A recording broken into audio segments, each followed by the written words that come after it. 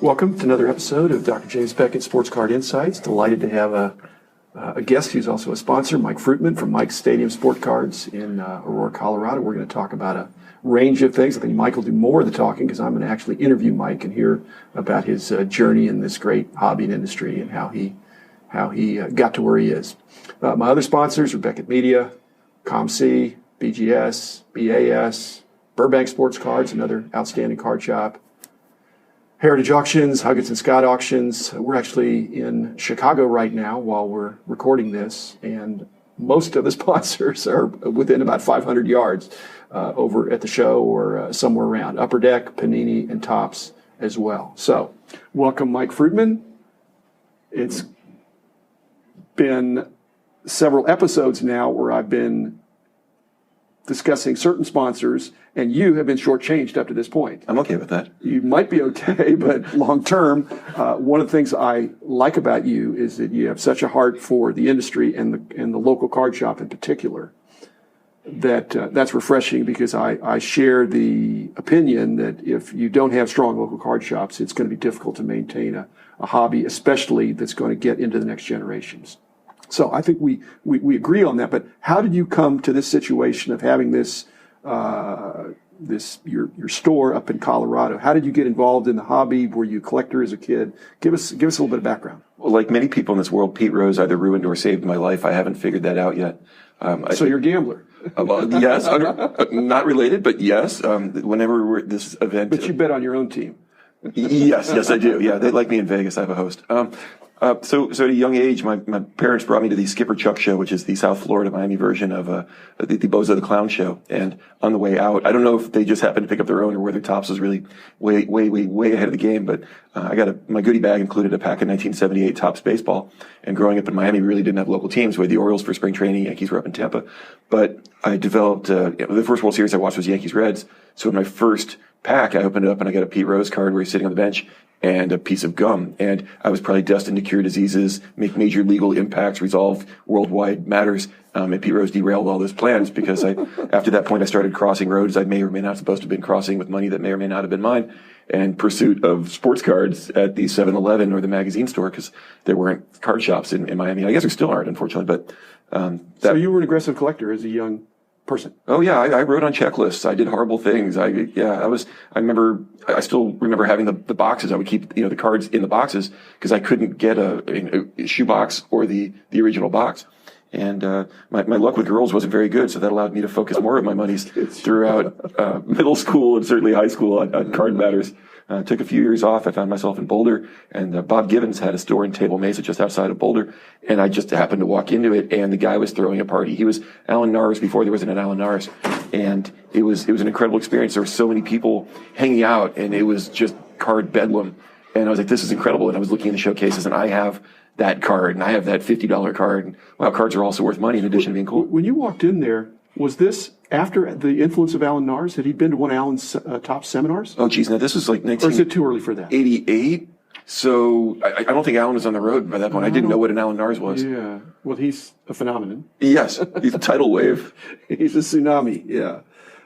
But your store, do you try to borrow liberally from Alan's successes, which he willingly shares? Do you have some of that same enthusiasm? In 95, after I had the shop for a few years and really didn't know what I was doing aside from buy, sell, next, Topps had a 2-day convention, and it was Bill Tucker and Ed Camp. At Camp, yeah. And they had the lead one day, and the first day Rob Veers was presenting, and the next day there was a guy named Alan Nars, and tons of Q&A presentation, lots of slides.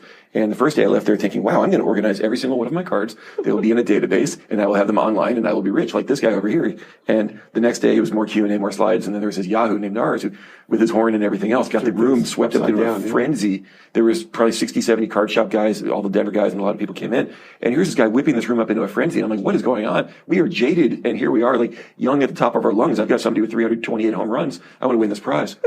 So that I was like, okay, so do I want to be the organized guy or the party guy? And I went for the party route. Well, to what extent? I mean, it's not an either or, is it? I mean, to what extent? We'll get more into your card shop and your card shop philosophies maybe in another episode. But since you've had the card shop, did that curtail your collecting, or did it refocus your collecting into more memorabilia or What happened to the collecting bug when you had a store? Because some people have to put that on the shelf or on the side. So I got out of college in 1992 and I started working at a card shop, and it was one of those Victor Kiam things where I liked it so much I bought it. And sorry, like you're gonna get the Victor Kiam thing in like 2 other people. Yeah, okay. So I bought it, and the first thing I did after filling up every case, and I had 1 spot left, and I found a 25-cent Lawrence Taylor Pro Set card because by God I paid for every square inch of that place, and I was gonna have a card every square inch. Somebody brought in a Joe Montana rookie card, and this was December of '92, and he ruled the school. Yep. So I wanted to have a good card store, and a good card store has good cards. So here it is, right before Christmas. I buy this card, I put it in my showcase, and I started turning down offers for it because I wanted my store to have that card. Yeah. I'm a better store.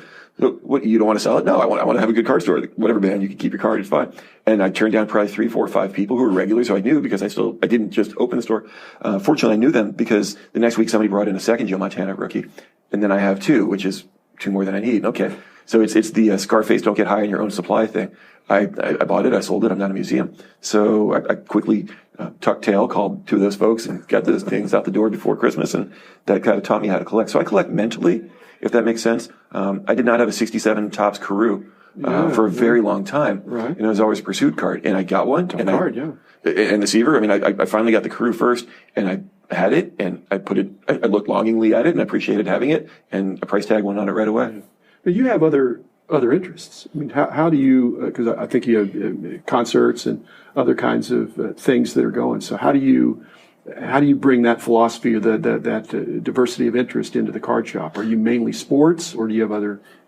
It's really a sports card shop with a percentage of Magic the Gathering, Yu-Gi-Oh, and Pokemon. I'll carry the Leaf Entertainment products. Upper Deck will also make Marvel entities, so we'll carry those. I didn't carry the Beach Boys release from Panini, and maybe I should have, but I'll dabble in American Pie. Some of those other releases, those have been fun. Are music and concerts, is that another passion for you? Is it equal or less or greater or what? In addition to Pete Rose, I had the concert job. I started working security at events in '88. And that, I was like, okay, so if I go work for IBM, if I go corporate, can I get to McNichols by 5 o'clock every night? How can I do that? So part of going towards the store direction was, well, if I got to put up a sign that says Van Halen's in town, be back tomorrow, I would hope that people would be really understanding. This is before I could send an email. But people kind of figured out, well, there's a Nuggets game or a concert. He's not going to be there after 5. And how did you just always did that? Or is there a career path for someone listening to this episode? I went to see Bruce Springsteen in 1988, and I was the first. They announced it, and I ran over.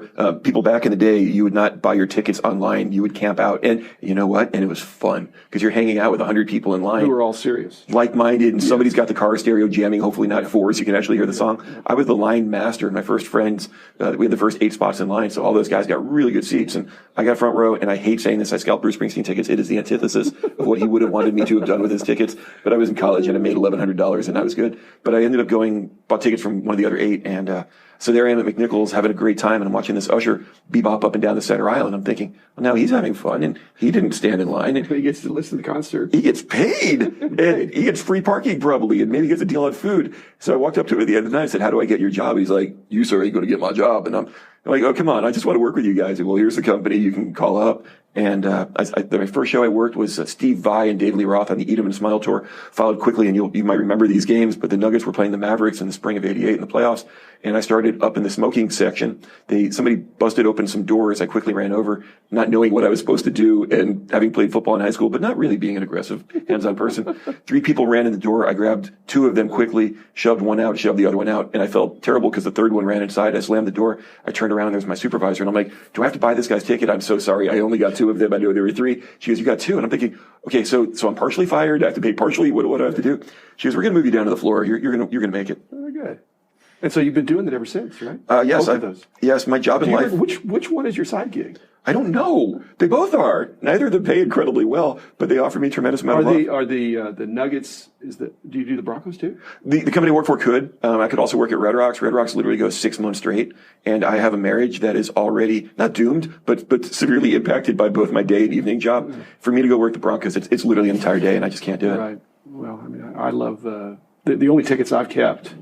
I've had Mavericks season tickets for 28 years. Wow. And did I see you do you sit kind of right in the corner there? I stand sometimes, or you're kind of near the bench. Correct. But over to the side. And I texted you, and I must have texted you because I saw you at the playoff game. Oh yeah, And your seats, or where you were, is like almost exactly where my season tickets are. Well, I'm glad they're right in the corner where Mark Cuban is. Yes. But kind of where the bench, and then he sits right there, and we're like right behind there. And that's kind of where you were. And I thought, that's interesting. It's a great place to see a ball game. I mean, to see a basketball game. Of course, any seat is a good seat, I think, when your team is winning. Yes. I wrote on Mark one evening by mistake. Yeah. Somebody asked him for his autograph, and I quickly produced a Sharpie, and his hand moved, and I wrote on Mark Cuban's index finger on the side of it, and I felt terrible. And I was like, "Great, is the billionaire going to fire me?" I know it's not his venue, but he could probably put in a bad word for me. No, I don't think so. I think he's enjoying life. He's enjoying life. Let's see. So, what are your personal goals? I mean, are you living your best life right now, and you just want to keep going, or is there anything that you haven't done that you want to do, especially for our listeners with respect to this hobby, this industry? Well, ironically enough, I mean, here we are at the National, and I keep telling people this, and nobody believes me. This is the first National I've ever attended, which is great because people go, "No, I remember we did something." And I'm like, "What did we do in Atlantic City? Please tell me more." I would Cleveland, yes. What did I miss? Nowadays, you can be virtually there. Yes, probably. Yeah. I would always watch it from afar. I'd watch the GTS feed, and I would look at all my friends having fun. So I turned 50 in a few weeks, and I said, "I can't turn 50, and my son's out of school. Let's go." And my buddies from Chicago, literally, I had to go, and finally John broke me down and got me out here. Well, good. That's good. I hope you have a great time. We did a show just about the National and did another show about Mike Burkus, who's one of the fathers of the National and or Godfather kind of. And so it's been a great tradition. I'm glad you're on board now. Expect to see you next year too if that works out. But yeah, I think it's already in the plans. I'm just having so much fun in terms of what I want to do. I'm doing it. I get to, there's a guy from the Dunkin' Donuts commercial who trudges up to the door and I gotta make the donuts. And I'm the opposite of that, where I unlock my door every day and I've never had the same day twice. I never will. And I deal with a collecting base who want to come to my store. I don't sell insurance. Everybody comes to my store short of wives, girlfriends during the holidays and birthday time. They want to be there. I'm their place. Cars stop in front of the store and the kids, like, they don't wait till the car stops. The door is flung open. I don't know how kids don't die. That is so inspirational, Mike. We're out of time, but we will definitely do this again and pick up where we left off. I want to hear more about some of your card shop philosophies, and I know our listeners will want to do that too. So again, Mike Fruitman, thanks so much for being an outstanding guest, and we'll talk again later. Thanks so much.